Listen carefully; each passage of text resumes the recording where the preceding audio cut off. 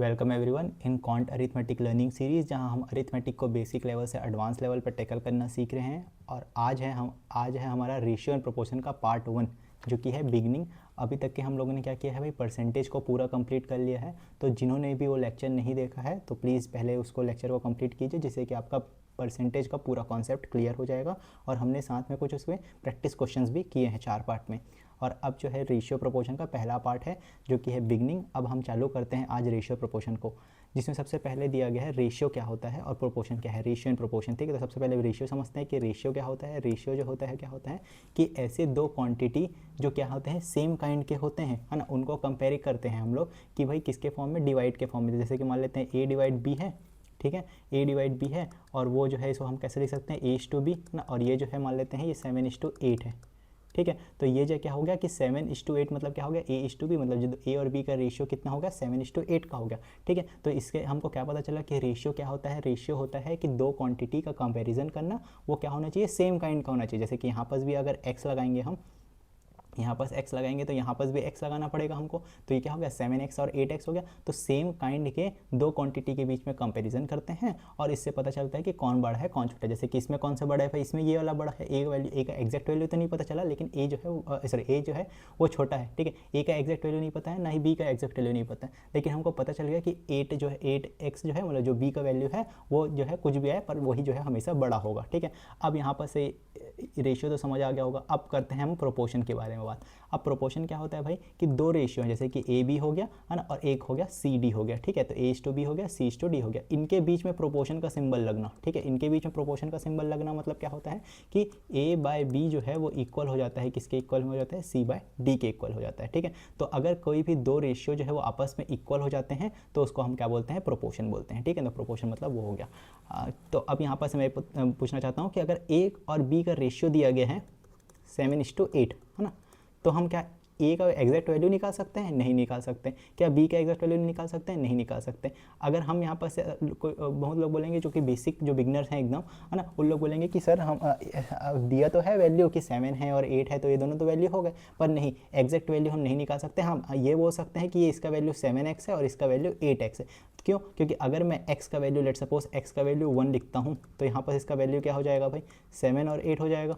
अगर मैं x का वैल्यू 2 रखता हूँ तो यहाँ पर इसका वैल्यू क्या होगा, तो इसमें इसका वैल्यू क्या हो जाएगा, 14 और 16 हो जाएगा। सिमिलरली x का वैल्यू 3 रखता हूँ तो ये जो है 7 3 जा 21 और 8 3 जा 24 हो जाएगा, और ऐसे ही जो है वो आगे चलते जाएगा, ठीक है ना। तो यहाँ पर से क्या होगा कि एग्जैक्ट डायरेक्ट वैल्यू हम नहीं बता सकते। अगर हमको x का वैल्यू पता चला तभी हम जो है वो अगला वैल्यू बता सकते हैं। और यहाँ पर ये तो रेशियो क्लियर हो गया होगा। और ये प्रोपोर्शन भी मैंने ये बता दिया कि भाई दो रेशियो के बीच में अगर जो क्वांटिटी है वो इक्वल हो जाता है, तो दो रेशियो इक्वल हो जाते हैं तो उसको हम क्या बोलेंगे, प्रोपोर्शन बोलेंगे। हाँ, ठीक है। अब यहाँ तक क्लियर हो चुका है। अब आगे बढ़ते हैं। अब हम समझते हैं कि फोर्थ प्रोपोर्शन क्या होता है, ठीक है। तो लेट सपोज कि ए इज टू बी है, इनके बीच में प्रोपोर्शन का सिंबल है, और सी इज टू डी है, ठीक है। तो अगर हमारे पास ये जो फोर्थ प्रोपोर्शन निकालने बोलेगा तो क्या होगा, ये वाला वैल्यू हमको क्या करना है, फाइंड करना है, ठीक है। तो हम इसको कैसे लिख सकते हैं, ए बाय बी ये जो है इक्वल होगा किसके इक्वल, सी बाय डी के इक्वल होगा।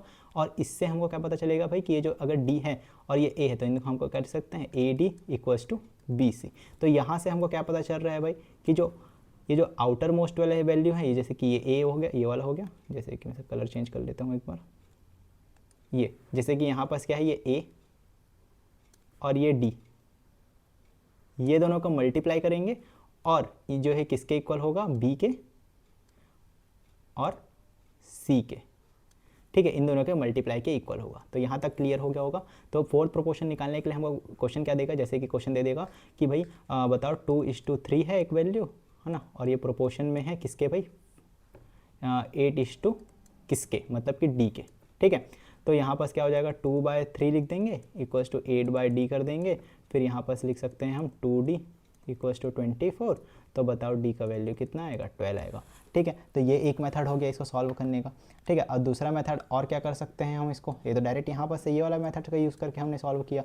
अब दूसरा हम ये कर सकते हैं भाई कि ये इसका और इसका मल्टीप्लाई कर देंगे, इसका और इसका तो 16 हो गया, फर्स्ट वाले का और लास्ट वाले का मल्टीप्लाई होता है। तो हम डायरेक्ट ये वाला स्टेप नहीं लिख के डायरेक्ट ये लिख सकते हैं कि 2d इज इक्वल्स टू 3 × 8 24, और जिससे कि पता क्या चलेगा कि d का वैल्यू कितना है, 12 है, ठीक है। तो यहाँ तक ये वाला हो गया।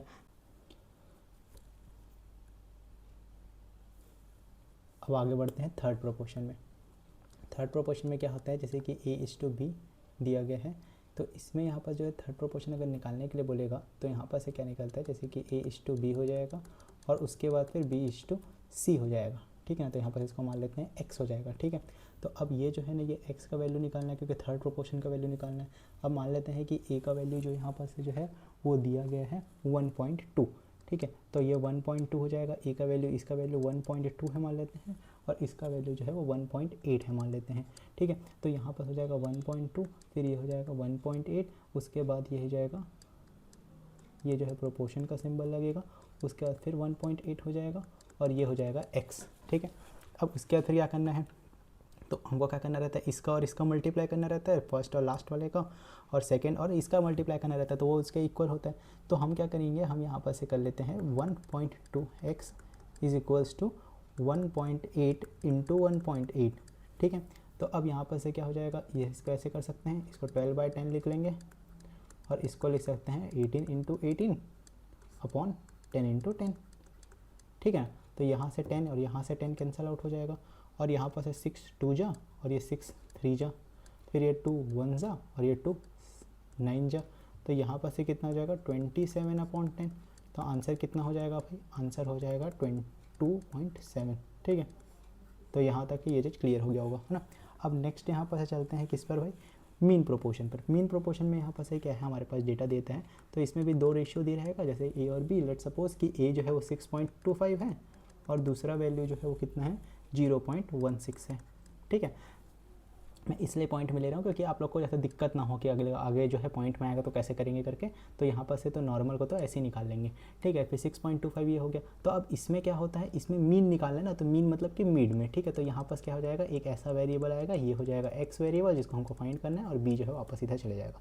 तो यहाँ पर क्या हो जाएगा 6.25, फिर यहाँ पर हो जाएगा x और ये हो जाएगा x, फिर यहाँ पर हो जाएगा 16 की जगह 0.16 है ना, 0.16 है, तो 0.16 है और ये 2 और 6.25 है।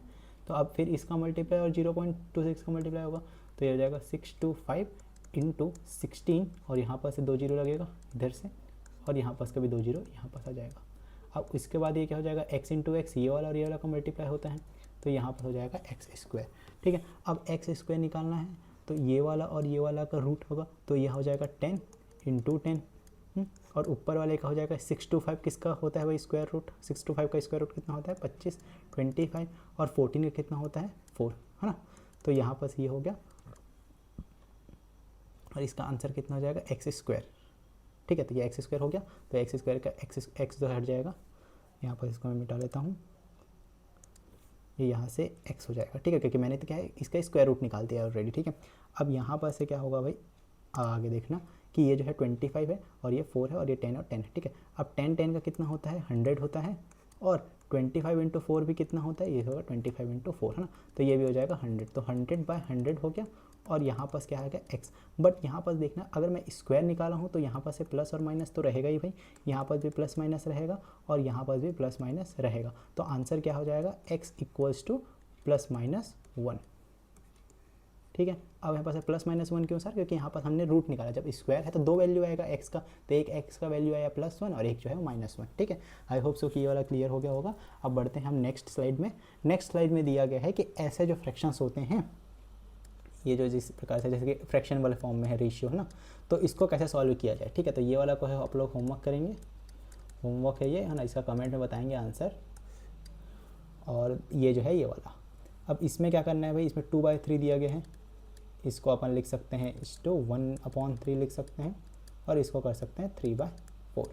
अब ये क्या है 3 और ये 4, तो जो डिनोमिनेटर में है ये डिनोमिनेटर हो गया और ये क्या हो गया न्यूमरेटर हो गया। तो डिनोमिनेटर में जो चीज़ होता है उसको क्या करना है, हमको एलसीएम लेना है, तो इसका एलसीएम कितना हो जाएगा 12, तो यहाँ पर से हो जाएगा 12, ठीक है। तो ये जो एलसीएम जो निकला ना, उसका मल्टीप्लाई करना है न्यूमरेटर में, ठीक है। तो यहाँ पर से न्यूमरेटर में मल्टीप्लाई करेंगे हम, तो ये क्या हो जाएगा, इसको मैं मिटा के लिखता हूँ, ये यहाँ पर से हो जाएगा, ऐसे हो जाएगा कि, है ना, यहाँ पर से ऐसा, ठीक है। तो इसमें मल्टीप्लाई करना है 12 का, इसमें भी मल्टीप्लाई करना है 12 का, और इसमें भी मल्टीप्लाई करने हैं 12 का, ठीक है। तो ये क्या हो जाएगा 12/3, ये हो जाएगा 12/3, है ना, और इसमें ये 2 जो है वो 2 हो जाएगा 12/3, 2 × 12/3, और ये हो जाएगा 12/3 और ये हो जाएगा 12 × 3/4। ठीक है, अब 3 1 जा और ये 3 4 जा, तो टोटल कितना हो गया, 8 हो गया। अब ये 3 1 जा 3 4 जा, तो कितना आ गया, 4 आ गया। अब ये कितना है, 4 1 जा 4 3 जा, तो ये कितना आ जाएगा, 9 आ जाएगा। तो देखिए ये जो है वो ये वाला जो है ना, ऐसे था वो अब सिंपलेस्ट फॉर्म में आ गया ऐसे। तो अब इसको तो सॉल्व कर सकते हैं। अगर आप इसमें पूछता कि 21 वैल्यू है, इसका टोटल 21 वैल्यू है, तो अगर टोटल मान लेते हैं 2100 रहता तो 8 का बताइए, तो इससे जो है सबको सम करते हैं तो 21 आ गया। फिर 21 को 2100 से डिवाइड करते हैं, तो यहाँ पर इसका वैल्यू कितना हो जाता है, 800, इसका 400 और इसका 900। आई होप सो कि ये जो है वो क्लियर हो गया होगा। नेक्स्ट क्वेश्चन में हमको दिया गया है कि एक इनकम है ए का जो कि 5300 है और बी का इनकम जो है वो 4600 है, और इसका एक्सपेंडिचर दिया गया है ए का 54% का और बी का 47% का। ठीक है, तो उनका सेविंग का रेशियो निकालना है। ठीक है, तो रेशियो निकालना है हमको बस, है ना। तो अब रेशियो के लिए क्या करना पड़ेगा हमको कि सबसे पहले तो ए लिख देते हैं यहाँ पर और बी लिख देते हैं यहाँ पर। तो ए और बी यहाँ तक का क्लियर हो गया। अब इसमें जो है ये 5300 है और ये जो है वो 4600 है। अब यहाँ पर ये जो है वो इनकम, इसमें एक्सपेंडिचर और सेविंग, देखिए इन दोनों का सम से ही ये आता है। इतना तो हमको पता ही है कि एक्सपेंडिचर और सेविंग को सम करेंगे तो क्या आएगा, इनकम आएगा। मतलब इसका और इसका परसेंट जो है वो 100% ये होगा, है ना। इनकम 100% होगा, इसका कुछ हिस्सा एक्सपेंडिचर करेंगे और इसका कुछ हिस्सा जो है सेविंग करेंगे।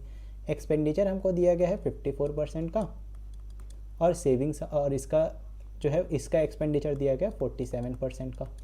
अब बताइए ये 54% ये था, इसमें से 46% ही बचेगा, तभी तो हमारा 100% आएगा, है ना। और इसमें ये 47% है तो इसमें 53% ऐड होगा, तभी ये हमारा 100% आएगा, है ना। क्योंकि ये दोनों का सम जो है इसका 100% ही है ये, और ये दोनों का सम करेंगे तो ये 100% आएगा। तो यहाँ तक तो क्लियर हो गया होगा कि कैसे आया है। अब उसके बाद हमको क्या करना पड़ेगा कि ये जो 5300 है, 4600 है, 54% है, 47% है और ये 46 और 53। अब हमको क्या चाहिए, सेविंग्स का चाहिए। क्या चीज़ चाहिए भाई, सेविंग्स का रेशियो। तो इसमें हमको क्या करना पड़ेगा, इसके लिए हमको 46 का मल्टीप्लाई करना पड़ेगा 53 के साथ, और 0 0 यहाँ पर लग गया और यहाँ पर से भी 0 0 आ गया, क्योंकि 46 का परसेंट निकालना है। और यहाँ पर हम लगाएंगे रेशियो, और ये हो जाएगा 4600 × 53 अपॉन ये हो जाएगा 100। ठीक है, यहाँ से ये भी हो गया, यहाँ से ये हो गया, ये 2 0 कैंसिल, ये 2 से 2 0 कैंसिल, ये 2 से 2 0 कैंसिल, यहाँ से यहाँ कैंसिल, ये 46 से 46 कैंसिल, 53 से 53 कैंसिल। तो आंसर कितना आ गया, 1:1। तो दोनों के सेविंग्स का रेशियो जो है वो यहाँ पास कितना आ गया, 1:1। आई होप सो कि ये जो क्लियर हो गया होगा। अब बढ़ते हैं हम नेक्स्ट क्वेश्चन की ओर। नेक्स्ट क्वेश्चन है कि बैलेंसिंग का एक कॉन्सेप्ट बताना था मेरे को, कि कॉन्सेप्ट है बैलेंस कैसे करेंगे करके। ठीक है, अगर हमारे पास दिया रहता है वैल्यू ए और ये बी, जिसको हम क्या लिखे थे, A/B दिए हैं। ठीक है, ओके। अब इसको यहाँ पर से 1:2 लिख देते हैं, तो दो चीज़ का तो पहले से दिया रहता है भाई। अगर तीसरा दिया गया, जैसे मान लेते हैं ये A/B का वैल्यू ये है और यहाँ पर दिया गया है कि B/C का वैल्यू दिया गया है 2:3। ठीक है ना, हाँ। और एक और वैल्यू दिया गया है, मान लेते हैं C/D, जिसका आंसर कितना दिया गया है, मान लेते हैं 4:5। ठीक है, हाँ। तो अब एक तो मेथड ये होता है, ये इसको 5 को, एक मेथड तो ये है हमारे पास कि A का वैल्यू 1 है यहाँ पास, B का वैल्यू क्या है, 2 है, तो यहाँ पास B का वैल्यू 2 और C का वैल्यू 3 है और यहाँ पास C का वैल्यू 4 है। तो इसको हमको क्या करना पड़ेगा, इसको बैलेंस करना पड़ेगा। तो इसमें हम 4 का मल्टीप्लाई कर देंगे और इसमें 3 का मल्टीप्लाई, तो इधर 3 का किए तो इसमें भी 3 का, और इसमें 4 का किए तो इसमें भी 4 का। अब यहाँ पर से तो ये क्या हो गया, B का वैल्यू कितना हो गया, 4 × 2 से क्या हो गया, 8 हो गया, और ये 3 × 4 से कितना हो गया, 12 हो गया। अब ये जो है ये भी 12 हो गया और ये भी क्या होगा, 15 हो गया। ठीक है, अब उसके बाद फिर यहाँ पर से ये जो कर लिया अलग अलग। अब यहाँ पर से 2 है और यहाँ पास तो 8 है, तो इसको भी 4 के साथ मल्टीप्लाई करना पड़ेगा और इसको भी 4 के साथ मल्टीप्लाई करना पड़ेगा। तो ये हो जाएगा 4 और ये हो जाएगा 8। ठीक है, तो यहाँ तक ये वैल्यू आ गया। तो अब इससे हमको क्या पता चलेगा कि A/B/C/D ये जो वैल्यू है वो किसके इक्वल होगा, 4:8:12:15। तो ये हमने निकाला, अलग अलग निकाला। अगर जो है वो कुछ अलग ही वैल्यू देता है, क्योंकि है ना, तो उससे जो है लेंदी प्रोसेस हो जाता है ये। ठीक है ना, तो ये लेंदी प्रोसेस हो गया। तो इसीलिए हमको सिंपलेस्ट मेथड एक और होता है इसका, तो उसको मैं अलग पेन से बताता हूँ कि यहाँ पर से क्या होगा, सेम वैल्यू ही आएगा। ठीक है ना, सेम वैल्यू आएगा पर ईजी वे में। तो जैसे सबसे पहले क्या करना पड़ेगा हमको, सिंपल से A, फिर B, फिर C और फिर D लिख देंगे ऐसे। ठीक है। अब इसमें हम लिखेंगे कि ए और बी का वैल्यू क्या है, तो आंसर लिखा जाएगा 1:2। अब इसमें बोलेगा कि बी और सी का वैल्यू कितना है, तो अगले लाइन में लिख दो बी और सी का वैल्यू। अब फिर उससे अगले लाइन में क्या लिखना है, 4:5, तो यहाँ पर लिख दो 4:5। अब देखना है, अब जो क्या है नेबर एलिमेंट्स है उसके लिए यहाँ पास बस लिखना है, जैसे कि यहाँ पास नेबर एलिमेंट क्या है 2, तो यहाँ पास हो जाएगा 2। अब यहाँ पास खाली है तो इसका नेबर एलिमेंट क्या है 2, तो यहाँ पास भी आ जाएगा 2। अब इसका नेबर एलिमेंट क्या है 3, इसका नेबर एलिमेंट क्या है 2, इसका नेबर एलिमेंट क्या है 4, इसका नेबर एलिमेंट फिर से क्या होगा 4। तो अपने ही रो में, ठीक है ना, अपने ही रो में यहाँ पास जो है अपने लाइन में जो भी आएगा है ना, उसी को बस देखते रहना है, उसके आजू बाजू को देखना है, बस जितना भी आएगा वो इसका राइट आंसर होगा। तो अब यहाँ तक तो ये क्लियर हो गया। अब यहाँ पर तो ये हो गया। अब क्या इसका मल्टीप्लाई 2 × 1 करेंगे, फिर 4 करेंगे तो कितना होगा 2, फिर 4 और ये हो जाएगा 8। फिर यहाँ पर कितना हो जाएगा 2, 2, 4 और यहाँ पर हो जाएगा 16। फिर यहाँ पर हो जाएगा 3, 2, 6 और 24। और यहाँ पर क्या हो जाएगा 2, 3 × 6 और 5 × 30। अब हमने क्या किया, सबको पहले मल्टीप्लाई किया, अब कट करना पड़ेगा इसको 2। तो सबसे पहले क्या है 2 से जाएगा तो 2, 4 × 8 हो गया, 2, 8 × 16 हो गया, 2, 12 × 24 हो गया और 2, 15 यहाँ पास हो गया। ठीक है, अब यहाँ पर जो है ये चीज़ तो क्लियर हो गया था, तो इसमें ये कटाए, इसको कटाए और इसको भी कटाए, तो ये आया 2 ज़ा 2 ज़ा 2 ज़ा एंड 2 ज़ा 2 2 के टेबल ने सबको कटा दिए। तो यहाँ पर हमको क्या किया, सब पहले मल्टीप्लाई कर लिया, उसके बाद फिर ये जो फाइनल आंसर आया ये वाला है ना। तो हमको क्या करना था कि अगर हम मल्टीप्लाई करने के बाद यहाँ पास कटाए तो उससे अच्छा क्या करें, जितना भी कॉमन है ना उसको पहले से ही कटा लेना है। तो जैसे कि यहाँ पर से 2 को कट कैंसिल हो सकता था, इसमें भी 2 है, इसमें भी 2 है और इसमें भी 2 है। तो अगर हम क्या करते हैं 4 × 1 से देता 4 आता, फिर 2 × 4 से कितना आता 8 आ जाता डायरेक्ट। फिर ये रहा तो 2 कट गया था तो ये 3 और ये 4 से कितना आ जाता 12 आ जाता, और यहाँ पर से 3 और ये 5 से कितना आ जाता 15 आ जाता। ठीक है ना, तो यहाँ तक जो है वो ये क्लियर। तो यहाँ तक तो क्लियर होगा कि जो भी कॉमन रहेगा उसी को ही हम कटा लेंगे, जिससे कि लास्ट में हमको कटाने की जरूरत ना पड़ेगा। ठीक है, तो यहाँ तक तो क्लियर हो गया होगा। ठीक है, तो ये इसको बोलते हैं कॉन्सेप्ट बैलेंसिंग, मतलब कि रेशियो जो है किसका, बैलेंसिंग कॉन्सेप्ट ऑफ रेशियो। ठीक है, तो अब यहाँ पर जो है अगले स्लाइड पर मूव करते हैं। तो हमारा अगला स्लाइड जो है वो ये है कि हमारे पास एक क्वेश्चन है। ठीक है, तो इसमें क्वेश्चन में भी दिया गया है, उसी के बेस में क्वेश्चन है भाई कि ए जो है यहाँ पास 25% मोर है, यहाँ पास ए जो है वो 25% मोर लड्डू है, किससे भाई बी से, और बी के पास जो है वो 50% मोर लड्डू है, किससे सी से, और डी के पास जो है वो 75% ऑफ लड्डू है, जिसके जितना सी के पास है। तो फाइंड द रेशियो ऑफ, तो ठीक है, तो रेशियो निकालना है। तो सबसे पहले हम क्या करेंगे, ए लिखेंगे, फिर यहाँ पर से अपॉन बी लिख देंगे, क्योंकि 25% मोर ज़्यादा है, मतलब 100 से कितना हो जाएगा 125 होगा।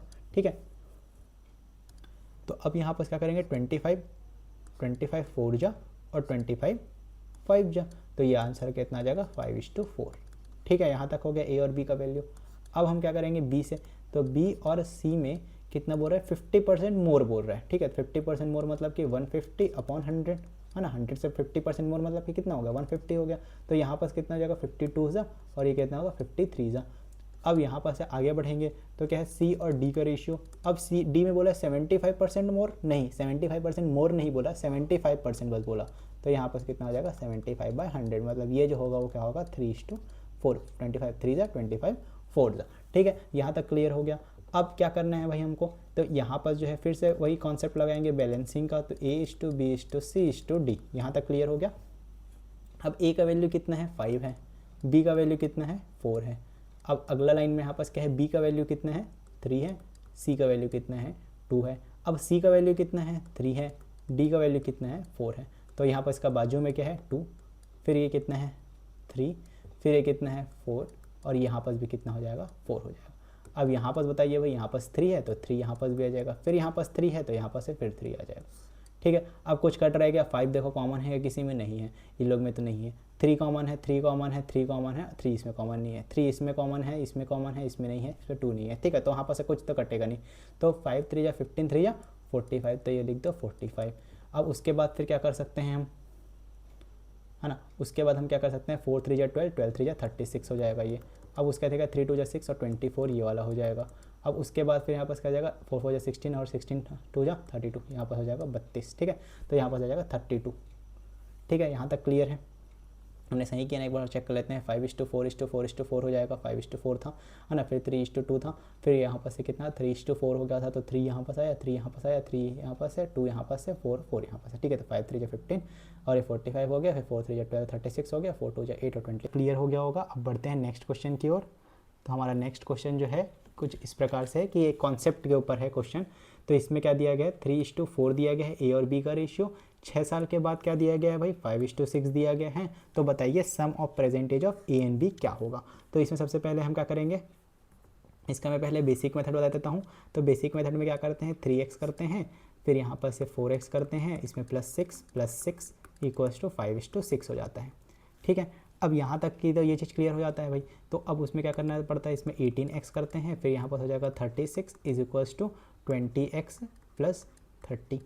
तो इसमें क्या होगा, 2x हो गया इक्वल्स टू 6 और x का वैल्यू कितना आता है, 3 आता है, ठीक है। तो हमको क्या करना है, x का वैल्यू निकाल दिए। Percentage of the A B पूछा है, ए बी का प्रेजेंटेज कितना होगा 7x। तो 7x क्या होगा 7 × 3, तो आंसर कितना हो जाएगा 21। अब इसमें क्या है, थोड़ा एडवांस मेथड है ये। तो इसमें ए और बी यहाँ हो गया।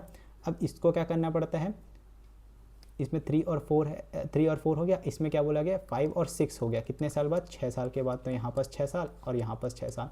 अब देखिए यहाँ पर क्या हो गया कि 3 से 5 गया 2 का प्लस हुआ, 4 से 6 गया 2 का प्लस हुआ, तो यहाँ पर बैलेंस करने की ज़रूरत है ही नहीं, ठीक है। आगे ऐसे वाला क्वेश्चन पढ़ेंगे जिसमें बैलेंस नहीं दिया है, तो उसको भी सॉल्व करना सीखेंगे फिर, है ना, अगले लेक्चर में। तो अभी जो है यहाँ पर क्या होगा, 2 का इंक्रीमेंट हुआ है, क्वेश्चन का 2 का इंक्रीमेंट, हमारा 6 का इंक्रीमेंट, तो क्वेश्चन का 1 का इंक्रीमेंट, हमारा 3 का इंक्रीमेंट होगा, ठीक है। हमारे में क्या दिया गया है, 2 यूनिट का वैल्यू 6 के बराबर हो गया, तो 3 और 4 7 यूनिट का वैल्यू, तो 7 यूनिट का वैल्यू कितना होगा 7 × 3, आंसर कितना होगा 21। आई होप सो कि ये क्लियर हो गया। इसमें आई होप सो कि ये वाला क्वेश्चन भी क्लियर हुआ होगा। अब बढ़ते हैं नेक्स्ट क्वेश्चन की ओर। हमारा नेक्स्ट क्वेश्चन जो है स्क्रीन पर ये रहा। तो इसमें क्या दिया गया है, मिक्सचर है जूस का और वाटर का, जिसका रेशियो है 5:2, और अगर 10 लीटर वाटर को ऐड करेंगे हम मिक्सचर में, तो ये कितना बनेगा 15:11 बन जाएगा। तो initial amount of total mixture निकालिए बोल रहा है, ठीक है। तो इसमें सबसे पहले ऐसे खींच देता हूँ लाइन। इसमें क्या बोला गया है, जूस और वाटर का रेशियो कितना है 5x, और ये क्या हो जाएगा 2x हो जाएगा। इसमें 10 लीटर वाटर को ऐड करना है और ये बन जाएगा कितना 15:11। यहाँ पर मल्टीप्लाई करेंगे तो 55x इज इक्वल्स टू कितना होगा भाई 30x हो गया। अब 30x ये है तो ये कितना हो गया भाई 150 हो गया। अब इसमें जो है इसको इधर लाएंगे तो ये कितना हो जाएगा 25x, और ये कितना हो गया 150। x का वैल्यू कितना है भाई 25, कितना जा 6 जा, तो 25 6 जा, यहाँ कितना हो जाएगा 150। आंसर कितना हो गया 25 हो जा 100 और 25 2 जा 50, तो x का वैल्यू कितना हो गया 6 हो गया, तो 25 6 के 150, ठीक है। तो x का वैल्यू कितना है 150, सॉरी 6 है ना, तो x का वैल्यू कितना हो गया 6 हो गया। अब यहाँ पर से अगला क्वेश्चन यहाँ पर से थोड़ा एडवांस है, इसी को एडवांस मेथड में करके देखते हैं। तो पहले क्या लिखेंगे 5:2 लिख देंगे। अब उस पे पिछले वाले क्वेश्चन में क्या हुआ था 6 और 6 ऐड हुआ था और उसमें हमको ऑलरेडी बैलेंस दिया था, ठीक है। और इसमें क्या हुआ, इसमें एक ही चीज़ ऐड हो रहा है, कितना 10, किसमें वाटर में, तो ये था जूस और ये था वाटर, है ना। इसमें सिमिलरली इसमें ये जूस था और ये वाटर था। अब यहाँ पर क्या करना है, 2 से कितना हुआ 11 हो गया, और ये 5 से कितना हो गया 15 हो गया। लेकिन हमने तो यहाँ पर जूस में कुछ ऐड ही नहीं किया, तो ये 15 कैसे हो गया भाई, तो इसको भी 15 बनाओ, क्या करके 3 के साथ मल्टीप्लाई करके और 3 के साथ मल्टीप्लाई करके। तो इसको मैं कैसे लिख सकता हूँ, इसको मैं ऐसे लिख सकता हूँ क्या, कि ये हो जाएगा 15 और ये हो जाएगा 6, और इससे ये बढ़ा कुछ और हो गया 11, और ये तो 15 का 15 ही है। तो इसमें कुछ नो चेंज इसमें, है ना। इसमें कितना 10 का चेंज। एक्चुअल में हमारे पास कितना दिख रहा है, देखिए डिफरेंस 6 और 11 का डिफरेंस करेंगे तो कितना आएगा 5, 11 - 6 5 आ गया। तो 5 यूनिट का वैल्यू कितना है 10 है, तो 1 यूनिट का वैल्यू कितना है 2 है। तो हमको निकालना क्या है इनिशियल टोटल मिक्सचर, तो 15 और 6 का यूनिट कितना होगा 21, तो 21 यूनिट कितना होगा भाई, जब 1 यूनिट का वैल्यू 2 है तो 21 यूनिट का वैल्यू 21 × 2, आंसर कितना हो जाएगा 42, ठीक है। इसमें x का वैल्यू 6 आया था, है ना, तो इसमें 5 और 2 7x करते, फिर इसमें क्या करते 7 × 6 करते, तो इसका भी आंसर कितना आता 42, और यहाँ पर 42, तो ये क्या हो गया, ये भी आंसर सही हो गया। तो ठीक है, ये तो बेसिक मेथड है, ये सबको आता है। सीखना क्या है, सीखना किसको है, इसको सीखना है। अगर आप नहीं सीखेंगे तब भी ऐसा कुछ इसमें रॉकेट साइंस नहीं है कि आप क्वेश्चन को नहीं बना सकते, पर अगर आपको स्पीड बनाना है तो आपको ये मेथड सीखने होंगे, ठीक है, क्योंकि ये तो कर तो कोई भी ट्रेडिशनल मेथड एक्स का वैल्यू तो हम बचपन से सीखते आ रहे हैं, तो हर कोई कर लेगा इसको। बट जो ये है कॉन्सेप्ट वाला क्वेश्चन क्या है, ये है कि आपको फास्ट करना है, एग्जाम निकालने के लिए फास्ट करना पड़ेगा, तो इसके यहाँ से ये मेथड अपन को सीखना पड़ेगा। ठीक है, अब आई होप सो कि यहाँ तक क्वेश्चन क्लियर हो गया होगा। अब बढ़ते हैं नेक्स्ट क्वेश्चन की ओर। अब नेक्स्ट क्वेश्चन जो है वो क्या है, मिक्सचर के ऊपर एक और फिर से, कि यहाँ पर दिया गया है एक मिक्सचर है जिसमें जूस और वाटर है इन द रेशियो ऑफ 5:2। अगर 10 लीटर ऑफ वाटर, यहाँ तक तो सेम क्वेश्चन है पिछला वाला ही, और इसमें क्या बोला है, and 20 litre of juice added in the mixture. ठीक है, तो हम इसमें जूस को भी ऐड कर रहे हैं और ये बन गया 9:4। ठीक है, तो इनिशियल निकालिए बोल रहे हैं। तो यहाँ पर क्या है, सबसे पहले हम फिर क्या करेंगे, हम सबसे पहले एक बेसिक मेथड जानेंगे। तो इसमें दिया गया 5x हो जाएगा, ये हो जाएगा 2x, यहाँ पर हो जाएगा 10, यहाँ पर हो जाएगा 20, ये हो जाएगा 9:4। अब यहाँ पर क्या बोला गया, 4 × 5x करेंगे तो ये हो जाएगा 20x plus 80, that is equals to 18x plus 90। इसमें हो जाएगा 90 और 80 का माइनस करेंगे तो 10, यहाँ पर हो जाएगा 2x, x का वैल्यू आएगा 5। ठीक है, x का वैल्यू 5 है, अमाउंट ऑफ इनिशियल जूस चाहिए, इनिशियल जूस है तो 5x, तो 5x का वैल्यू कितना होएगा, 5 × 5 होएगा, और यहाँ पर कितना हो जाएगा 25 होएगा। तो जूस का वैल्यू निकाल दिया है हमने कि भाई 25 आएगा। अब देखते हैं एक नेक्स्ट मेथड जो है, इससे थोड़ा एडवांस मेथड। तो इसमें क्या करना रहता है, इसमें रेशियो का ही बस खेल है, 5:2 लिख देंगे। ठीक है, लिख दिए भाई, फाइनल कितना बचता है, 9:4 बचता है। इसमें क्या करना है, नीचे लाइन खींच के 10 यहाँ पर ऐड कर देते हैं, इसमें 20 ऐड होता है और इसमें 10 ऐड होगा, क्योंकि यहाँ पर क्या है, ये जूस का है और ये वाटर का है। तो वाटर कितना ऐड हो रहा है भाई, 10 का, और जूस कितना हो रहा है, 20 का, है ना। जूस 20 का है और वाटर जो है कितना है, 10 का। तो हम उसके नीचे में लिख देंगे। अब जैसे ही हमने लिखा, अब क्या करना है, हमको इसका मल्टीप्लाई करना है इसके साथ, इसका मल्टीप्लाई करना है इसके साथ। 5 4 जा 20, 9 2 जा 18, ये दोनों के बीच निकालना है डिफरेंस। ठीक है, ये किसके इक्वल होगा, इसका मल्टीप्लाई इसके साथ, साइन के साथ लेना है, 10 9 × 10 90, और माइनस करना है 20 × 4 इसका इसके साथ, तो कितना आएगा, 80 आएगा भाई। तो 2 यूनिट का वैल्यू कितना है भाई, 10 है। 1 यूनिट का वैल्यू कितना है भाई, 5 है। तो 5 यूनिट का वैल्यू कितना होगा भाई, 5 × 5 होगा। आंसर कितना होगा, 25। सिंपल, ये भी सिंपल था, ये भी सिंपल है। इसमें भी x का वैल्यू निकाल के 5 का मल्टीप्लाई, सेम उसमें भी 1 यूनिट वैल्यू 5 ही आया, और यहाँ पर जो है सेम। तो इसमें x का वैल्यू निकालने की जरूरत नहीं पड़ेगा और इसमें भी नहीं निकालने की जरूरत पड़ेगा। आई होप सो कि ये भी क्वेश्चन जो है क्या हो गया होगा, क्लियर हो गया होगा। अब बढ़ते हैं आगे। सो दैट्स इट, और आज का सेशन यहीं पर से एंड करते हैं हम लोग। Thank you everyone for watching. आप लोग को बहुत मज़ा आया होगा ये सेशन में भी, और हमने आज जो है बेसिक कंप्लीट कर लिया। अब हम जो है पार्ट 2 में कुछ और अच्छे क्वेश्चन करेंगे, उसके बाद फिर हम एडवांस लेवल में बढ़ेंगे आगे। ठीक है, सो तब तक के लिए यहाँ पर से कीप वॉचिंग और keep revising and take care.